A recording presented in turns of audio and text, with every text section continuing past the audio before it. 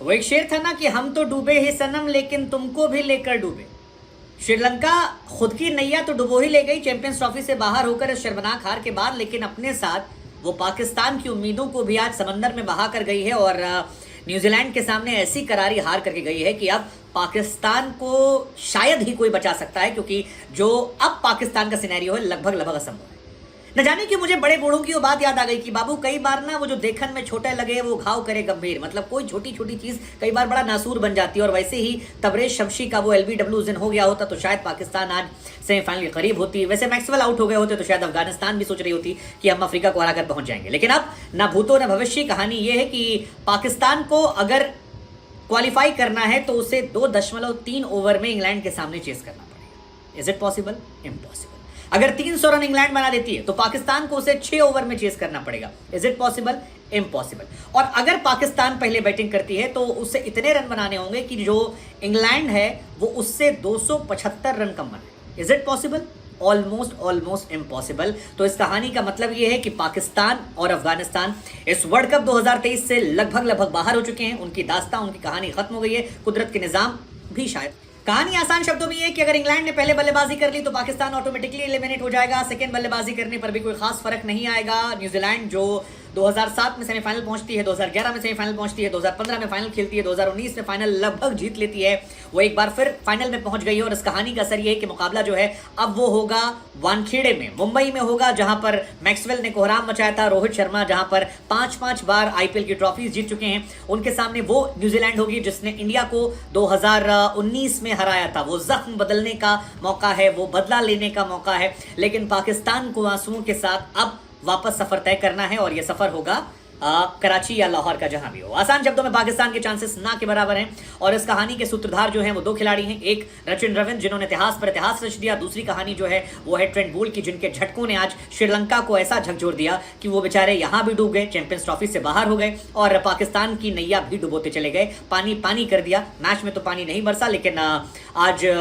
पाकिस्तान से अफगानिस्तान तक शायद पानी हो, क्योंकि तकलीफ देगा कि अगर अंपायर ने उस दिन LBW दे दिया होता तो शायद ये दास्तां बदल जाती, ये कहानी जो है नए सिरे से लिखी जाती। लेकिन इंडियन बदला लेने के लिए तैयार है और लोकल बॉय रचिन रविंद्र इतिहास रच चुके हैं, highest run getter in one day international world cup. चलिए उदाहरण देके आपको समझाते हैं। मान लीजिए पाकिस्तान पहले बल्लेबाजी करता है और वो 300 रन बनाता है, तो उसको करना क्या होगा कि उसे 13 रन पर ऑल आउट करना होगा इंग्लैंड को। वैसे बटलर और बाबर को नहीं पता था कि जब साथ बैठे होंगे तो इतना ज्यादा होगा। अब इंग्लैंड की समस्या है कि अगर इंग्लैंड 13 पर लटक गया तो वो भी चैंपियंस ट्रॉफी से बाहर हो जाएगा।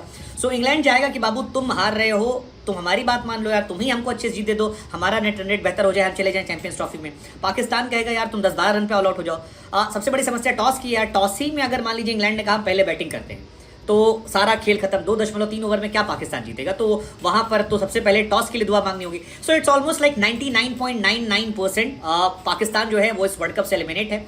इस वर्ल्ड कप से एलिमिनेट होने का मतलब ये है कि पहले ही चला था कि अगर इंडिया वर्सेस पाकिस्तान सेमीफाइनल होगा तो वो कोलकाता में होगा, क्योंकि मुंबई में पाकिस्तान के साथ सियापा होता है सिक्योरिटी इश्यूज को लेकर। लेकिन अब जब कहानी क्लियर हो गई है कि it's India versus New Zealand 2019 repeat होगा, तो फिर इंडिया और न्यूजीलैंड जो है वो खेलेंगे मुंबई के वानखेड़े स्टेडियम में और ऑस्ट्रेलिया साउथ अफ्रीका जो है वो खेलेंगे कोलकाता के ईडन गार्डन स्टेडियम में। मुंबई अच्छा है, अच्छी पिच है, इंडियन कंडीशंस को सूट करती है, हमारे गेंदबाजों को सूट करती है। बस यही कहानी है कि यार बदला लो, कायदे से लो, रगड़ो। 2019 में बहुत आंसू बहाए थे, इस बार आंसू ना बहें और झंडा गाड़ दो, इनको हराओ, बढ़िया टीम को, फिर फाइनल भी देखें। कुदरत के निजाम की कहानी को डे एंड करने में 2 खिलाड़ियों की बड़ी भूमिका रही। एक नाम था ट्रेंट बोल्ट, जिन्होंने जो झटके दिए उस झटकों से श्रीलंका उबर नहीं पाई। 10 ओवर 3 मेडन 37 रन 3 विकेट। और दूसरा नाम उस खिलाड़ी का जो लोकल बॉय थे बैंगलोर के, रचिन रविंद्र साहब, जिन्होंने एक जमाने में विराट कोहली की बेस्ट पारी को यहीं से बैठ कर देखा था। 2019 का वर्ल्ड कप यहीं बैंगलोर में बैठकर अपने दादाजी के साथ टीवी पर देखा था, जब इंग्लैंड ने न्यूजीलैंड को एक नियम कायदों के चक्कर में हरा दिया था। लेकिन अब वो इस वर्ल्ड कप में रिकॉर्डधारी हैं। और हालांकि जिन लोगों ने पाकिस्तान के सपने तोड़े हैं, श्रीलंका के भी सपने टूटे, क्योंकि श्रीलंका यहां से सेमीफाइनल में तो नहीं पहुंच रहा था लेकिन चैंपियंस ट्रॉफी में जा सकता था। अब श्रीलंका ऑलमोस्ट आप मानकर चलिए कि बाहर हो गया है चैंपियंस ट्रॉफी के रेस से, क्योंकि उनके जो पॉइंट्स टेबल में पॉइंट्स हैं वो बहुत ज्यादा कम है और इतने कम पॉइंट्स के साथ क्या वो क्वालिफाई करेंगे, इसके चांसेस ना के बराबर हैं। 2 लोग मेरी नजर में सबसे ज्यादा जो इनके लिए रिस्पॉन्सिबल हैं, एक रचिन रविंद्र साहब जिन्होंने इस वर्ल्ड कप में इतिहास रच दिया, डेब्यू वर्ल्ड कप में सबसे ज़्यादा रन बनाने वाले वो खिलाड़ी बन गए हैं और 565 प्लस रन जो है उन्होंने बनाए हैं इस वर्ल्ड कप में। उन्होंने जॉनी बेरेस्टो और बाबर आजम के रिकॉर्ड को कहीं पीछे छोड़े। जॉनी बेरेस्टो का 532 रन था और 474 रन जो था वो बाबर आजम का था। अंडर 25 में उन्होंने आज तेंदुलकर साहब के रनों के रिकॉर्ड को तोड़ा है और वहां पर भी वो आगे चले गए। और अच्छी बात यह है कि बैंगलोर के अंदर वो गए हैं। एक रिकॉर्ड ट्रेंट बोल्ट नहीं बनाया। ट्रेंट बोल्ट वर्ल्ड कप में 50 विकेट लेने वाले खिलाड़ी बन गए हैं और जिन खिलाड़ियों ने कारनामा किया उसमें Glenn McGrath 71, Muttiah Muralitharan 68, Mitchell Starc 59, Malinga 56, Wasim Akram 55 और बोल्ट जो हैं वो 52 हो गए। और अब अच्छी बात है कि इनके पास एक मैचेस हैं। लेकिन मुझे लगता है कि इंडिया वर्सेस न्यूजीलैंड ज्यादा टफ मैच होगा बनस्पत इंडिया वर्सेस पाकिस्तान, क्योंकि न्यूजीलैंड की टीम फिर से एक बार धीरे धीरे कंप्लीट टीम नजर आ रही। थोड़ा सा मिडिल ऑर्डर में इश्यूज हैं, otherwise they are good team and India को बदला लेना होगा। बाकी इस मैच में कुछ खास था ही नहीं है। इस मैच में एंजेलो मैथ्यूज ने 2 विकेट निकाले, वो अपना थोड़ा बहुत खेला कूदा किए, सब कुछ ऑलमोस्ट क्लियर हो गया। श्रीलंका चैंपियंस ट्रॉफी से बाहर हो गई है, पाकिस्तान के सपने लगभग टूट चुके हैं, अफगानिस्तान भी लगभग बाहर हो गई है पिछली हार के बाद। पिछला मैच अगर अफगानिस्तान जीतती तो शायद वर्ल्ड कप की एक्साइटमेंट जो है वो एक मैच और बची होती अफगानिस्तान के साउथ अफ्रीका मैच को, क्योंकि वहां अफगानिस्तान जीतती तो शायद वो क्वालिफाई कर जाता। लेकिन 172 वॉज अ लो स्कोर और तारीफ जो है वो करनी होगी आपको न्यूजीलैंड के गेंदबाजों की। आज ट्रेंट बोल्ट ने कहा भी कि इंडिया से मुकाबला करना इंटरेस्टिंग होगा। इंडिया से जब उनका मुकाबला होगा तो वो शानदार क्रिकेट खेल रहे हैं। मुंबई रोहित शर्मा घर है, हालांकि मुंबई में ट्रेंट बोल्ट ने भी काफी मैच खेला, लेकिन बड़ा इंटरेस्टिंग होगा वहां पर देखना कि दोनों टीमें किस तरह से मैच खेलती हैं, क्योंकि वो वही पिच है जहां पर आपके मैक्सवेल ने ताबड़तोड़ रन बनाए थे। तो कोई भी जीत सकता है, टफ मैच होगा, लेकिन हम चाहेंगे कि इंडिया बदला ले। लेकिन overall it was a great match और sad for Pakistan.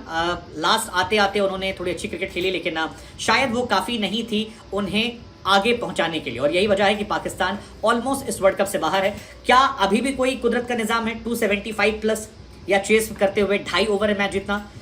Almost impossible, let's just see. लेकिन वेल प्लेड न्यूजीलैंड। 2007 सेमीफाइनल, 2011 सेमीफाइनल, 2015 में फाइनल, 2019 से final and back to semifinal. Class team यार, हर वर्ल्ड कप परफॉर्म करती है।